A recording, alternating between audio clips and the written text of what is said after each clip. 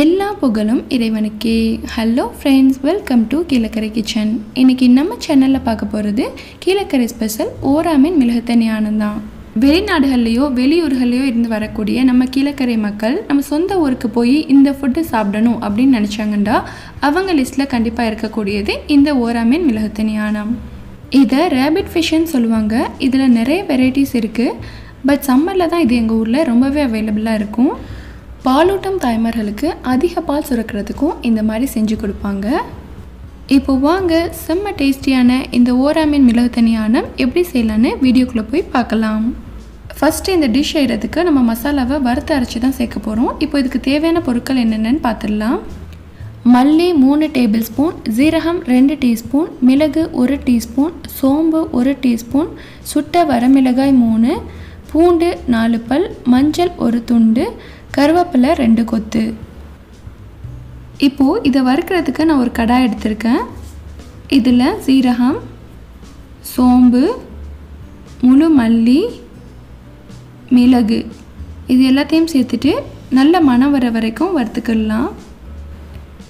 நம்ம சேர்த்த பொருட்கள் எல்லாமே நல்லா வறுபட்டு வாசனை வந்துச்சு. இது நல்லா ஆறுனதுக்கப்புறம் இதை ஒரு மிக்ஸி ஜாரில் சேர்த்துக்கிடலாம்.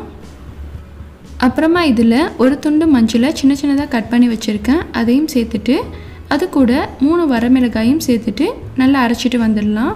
நம்ம கிரைண்ட் பண்ணி எடுத்த ட்ரை இன்க்ரீடியன்ஸோட பூண்டையும் கருவேப்பிலையும் சேர்த்துட்டு அது கூட கொஞ்சமாக தண்ணி சேர்த்து நல்லா அரைச்சி எடுத்துக்கோங்க.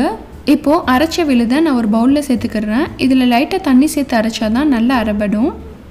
மசாலா அரைச்ச அதே ஜார்லேயே கொஞ்சமாக தண்ணி சேர்த்து அலசிட்டு அதையும் இந்த பவுல்லையே சேர்த்துக்கிறேன். இப்போது இதை லம்ஸ் இல்லாமல் நல்லா கலக்கி விட்டுக்கிடலாம். இந்த மிளகு தண்ணி ஆனம் ரொம்ப கெட்டியாக இருக்கக்கூடாது, கொஞ்சம் தண்ணியாக இருந்தால் தான் நல்லாயிருக்கும். இப்போது இது இருக்கட்டும், நம்ம குழம்பு செய்ய ஆரம்பிச்சிடலாம். இன்றைக்கி நான் செய்ய போகிறது 1/2 கிலோ ஓரா மீனை யூஸ் பண்ணி, ஸோ அதனால் கொஞ்சம் அகலமான பாத்திரமாக எடுத்திருக்கேன். அப்புறமா இது கூட குழம்புக்கு தேவையான அளவு கல் உப்பு, 2 சின்ன வெங்காயத்தை பாதி பாதியாக நறுக்கி சேர்த்துக்கிறேன். அண்ட் இது கூட 2 பல் பூண்டையும் நான் தட்டி ஆட் பண்ணிக்கிறேன். நம்ம சேர்த்த வெங்காயமும் பூண்டும் லைட்டாக வதங்கட்டும். இப்போது இதில் 1 டீஸ்பூன் வெந்தயம், 1/2 டீஸ்பூன் சோம்பு சேர்த்துக்கிறேன். அப்புறமா இது கூட கொஞ்சமாக கருவேப்பிலையும் சேர்த்து வறுத்துக்கிடலாம். நம்ம சேர்த்த பொருட்கள் எதுவுமே கருகாத அளவுக்கு நல்லா வறுத்து விட்டுக்கோங்க. இப்போ இது கூட 1 டீஸ்பூன் நல்லெண்ணெய் சேர்த்துக்கிறேன். இதில் நல்லெண்ணெய் சேர்த்து வறுக்கும்போது நல்ல வாசனையாக இருக்கும். இப்போதைக்கு இதில் நிறைய எண்ணெய் சேர்த்துட வேணாம், ஏன்னா நம்ம லாஸ்ட்டாக தாளிச்சும் ஆட் பண்ணுவோம். நெக்ஸ்ட்டு இது கூடவே 4 முழு பூண்டு, அப்புறம் 5 பீஸ் கட் பண்ண முருங்கைக்காயும் சேர்த்துக்கிறேன். இப்போது இதை நல்லா மிக்ஸ் பண்ணி விட்டுக்கோங்க. நம்ம இதில் முருங்கைக்காய் சேர்க்குறதுனால மீனோட ஸ்மெல் தெரியாது. முருங்கைக்காய்க்கு பதிலாக நம்ம கத்திரிக்காயும் சேர்க்கலாம், நல்லாயிருக்கும். அடுத்ததாக இதில் நம்ம ஏற்கனவே கரைச்சி எடுத்து வச்சுருக்க மசாலாவை சேர்த்துக்கலாம். இது திக்காக இருக்கிறதுனால இதில் நான் கொஞ்சமாக தண்ணி சேர்த்துக்கிறேன். இப்போ எல்லாத்தையும் நல்லா கலக்கி விட்டுக்கோங்க.